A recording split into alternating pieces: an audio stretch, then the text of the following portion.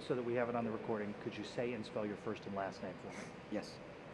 Marcelino Quiñones, Marcelino, Quiñones, Quiñonez. Let's pick up from what you just shared so that we get that on the recording. Talk about your high school years, family upbringing, and the prospect of college if you think back to that time. Was it something that you thought you were interested in, that you would be doing, or do you thought, how could I afford to do? I was born in Durango, Mexico, and when I was 5 years old, my family and I immigrated to San Jose, California. When I was 13, we moved here to Phoenix. My father has a fourth grade education, and my mother has a sixth grade education. During the weekends, I would go with my mom to clean houses. And one day, while driving to a house, we stopped at a red light, and she said, Marce, where are you going to college? And it was the first time that I heard of the word college outside of school, so that kind of set the groundwork for me. I knew that college was going to be in my future. But again, having parents who only completed elementary school, the path was very difficult for me to forge or to even plan out. I walked into my counselor's office, Mr. Paul Figueroa, at South Mountain High School, and he said, have you heard of St. Vincent de Paul? And I said, no, I haven't. He said, well, look at this scholarship application, fill it out, and then submit it back to me. I found out what St. Vincent de Paul was, which was an organization that really caters and serves the less fortunate. And so um, I was intrigued and also I was intrigued by the prospects of being a part of that. I submitted my application and then I was accepted. Being accepted to the scholarship, the one at a time scholarship, gave me a path to follow because I was paired with a mentor. I was given financial assistance, but I was given emotional support. And so throughout my undergrad career, the scholarship really gave me someone to lean on and someone to ask for help. That's what ultimately resulted in me graduating and becoming the first person in my entire family, immediate and extended, to earn a college degree. Your family recognized in that story you shared, they recognized the value and the importance of education in changing the trajectory of your life, didn't they? They knew they may not have achieved that educational level, but they knew they wanted it for you. Exactly. I've always said that my parents, although they have an elementary school education, are very, very, very smart, uh, smarter than I am. And so they recognize that they weren't able to have those opportunities for themselves, but they wanted those opportunities for their children and their grandchildren and the rest of their family. And so having that emotional support from my mom and from my dad was very helpful in starting my college career and then completing my degree. It should be noted that uh, I became the first person in my family to graduate in 2007. The year later, 2008, my sister also earned her bachelor's, also through St. Vincent de Paul's help. 3 years later, my brother Braulio earned his college degree, also through St. Vincent de Paul's help. And I'll never forget that when my brother graduated, we went to his graduation and he invited my grandfather. My grandfather was born in 1937 in Mexico. He only had a third grade education. And I remember after the ceremony, Braulio and my grandfather hugged. And I was completely overblown by the symbolism of what I was observing because here's my grandfather with a third grade education, and here's my brother graduating from the university. Uh, I couldn't control my emotion. I had to pull to the side and go cry by myself because I didn't want to take attention away from Braulio. But when you talk about the power of what generosity can do for others, when you talk about the power of what giving someone a chance and allowing them to dream, it's completely breathtaking. And the flip of that, though, is that we know that someone in this modern society, if they don't move beyond a high school degree or less than that, their chances of economic success, stability in their family life are very hindered, very hampered. They just don't have that same opportunity to move up that ladder of success in this country in this time. Yes, a person without a college degree in our current society where we live in is going to have a very difficult time attracting the kinds of jobs that they want, attracting the kinds of skills that they need.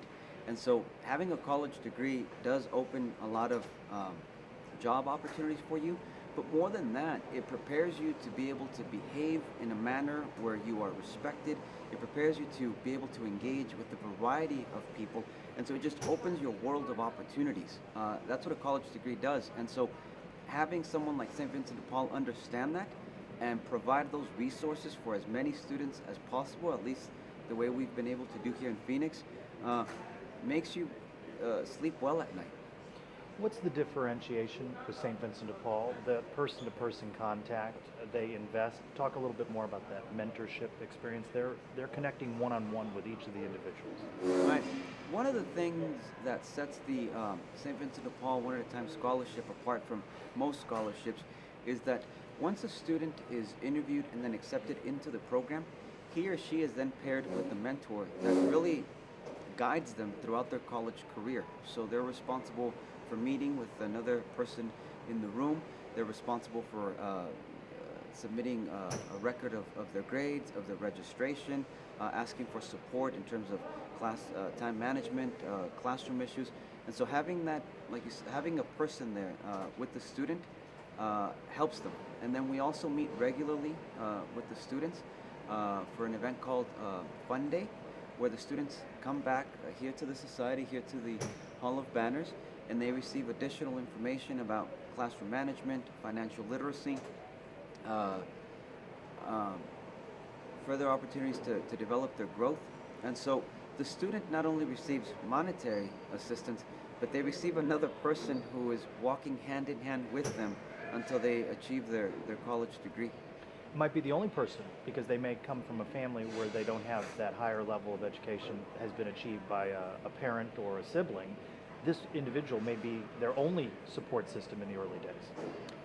Another thing that happens for first generation college students is a cultural shift, right? So when you come to the university or college with no one else in your family ever having done so, you're exposed to a lot of things, and a lot of times you don't understand exactly what's going on. And so it's very important to have that mentor to say, hey, how do I navigate my registration, or how do I navigate involvement outside of the school, or what do I do about this club, or what do I do about my time, or how do I manage my job?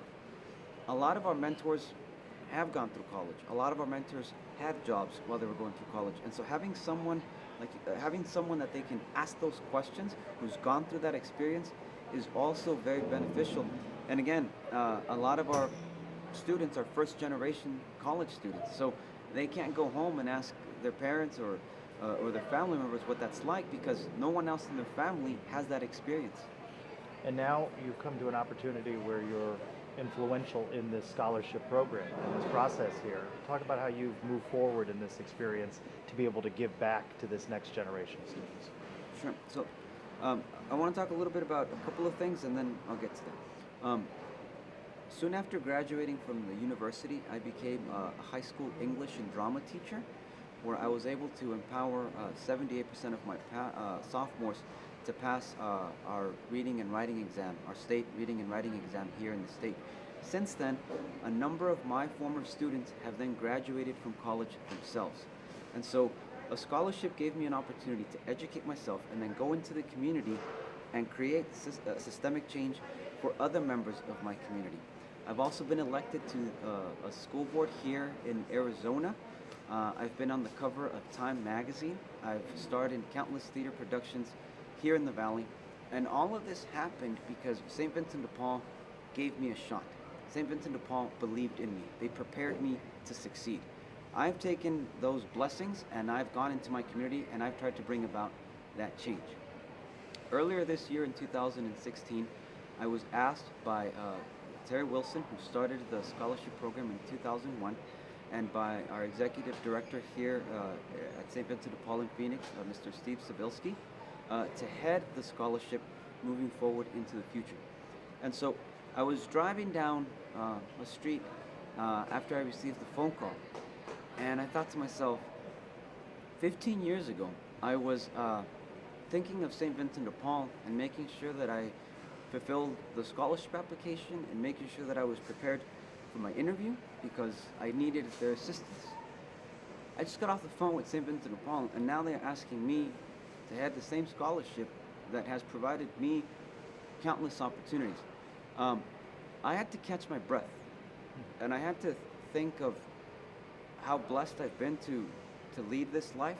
Uh, so I was honored and at the same time humbled, right? Because I've seen what the scholarship can do for me.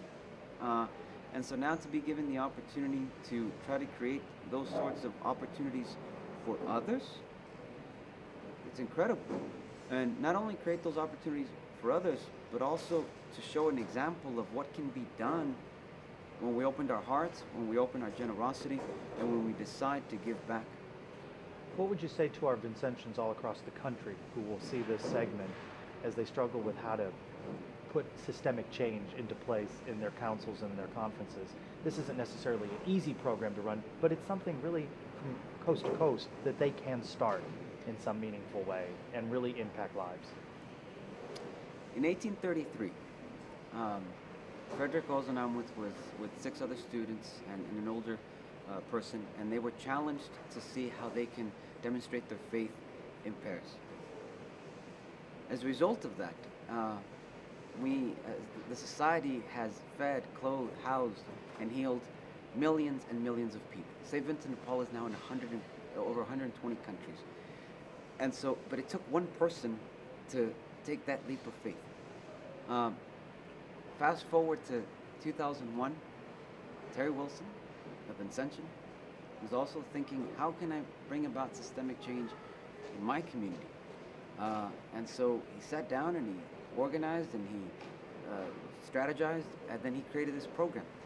And the reason why this program works is because, yes, they receive monetary assistance through a scholarship, but again, there's a mentor, oftentimes a Vincentian, who guides that student through the process. We meet directly with the counselor so that we identify students who are neither at the very, very top or at the very, very bottom, but somewhere in between where they might just need that extra little support system to get through. When you put all of that together, the success rate of the One at a Time Scholarship Program here in Phoenix is outstanding. Since 2001, we've had 56 students complete a college degree, 36 of which are bachelor's degrees. And so the model in place here in Phoenix can easily be replicated throughout other Vincentian centers throughout the country. And so when we talk about systemic change and what it's like to really bring about change within the communities, education, by far and large, is the easiest tool to use to bring about change. Because we're preparing our students, again, to be able to knock on various doors and say, I am prepared to take on that job. I am prepared to serve on that board. I am prepared to help that young student get through his or her struggles. And so that's systemic change when it's, it's one person after the other. There's that old saying, if a person is hungry, you can feed them once, and yes, you will remedy their hunger, or you can teach them how to fish, and then you will not only remedy their hunger that one day, but for a long, long time afterwards. That's what the One at a Time Scholarship Program does. It doesn't just provide you food for one day. It provides you food for many, many, many days. You know how your life has turned out, and it is moving as a result of that investment on the part of St. Vincent de Paul. Picture, if you will, that moment didn't happen. Where might you have gone next? What might you have done had that opportunity not presented itself?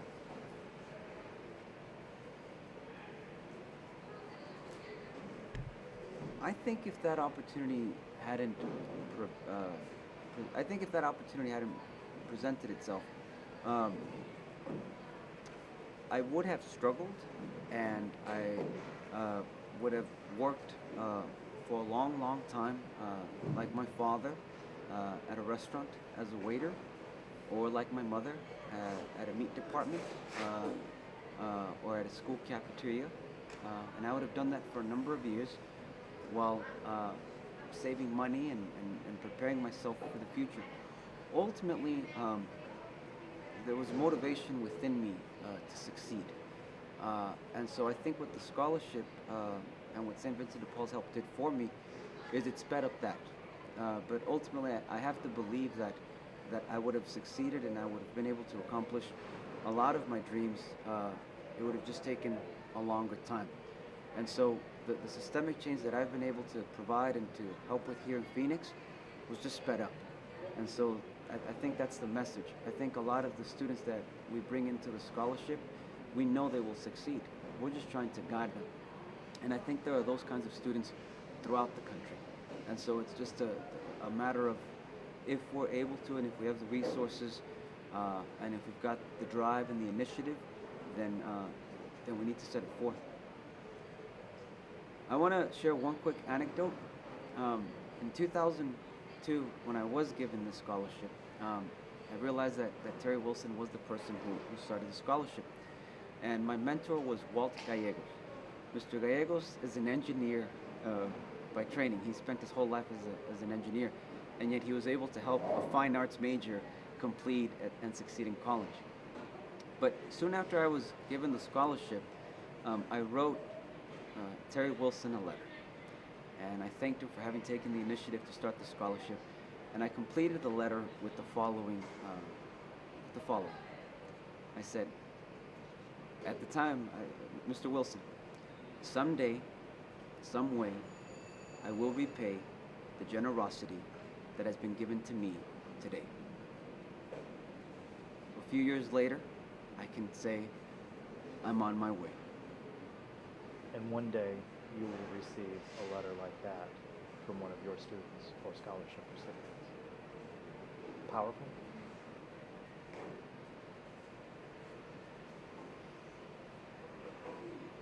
You know, the work that the society does, a lot of times people talk about how grateful they are to be a part of something. It's a different feeling when you're a part of St. Vincent de Paul, because a lot of times, even for a theater major, even for someone who has 2 degrees in theater and who reads every single book that I can put my hands on, sometimes I don't have the words to express my joy and the abundant blessings that I have, because it's overwhelming. Thank you for your service to the society and what you do to the scholarships and what you do in your classroom. Thank you, Trace. Thank you.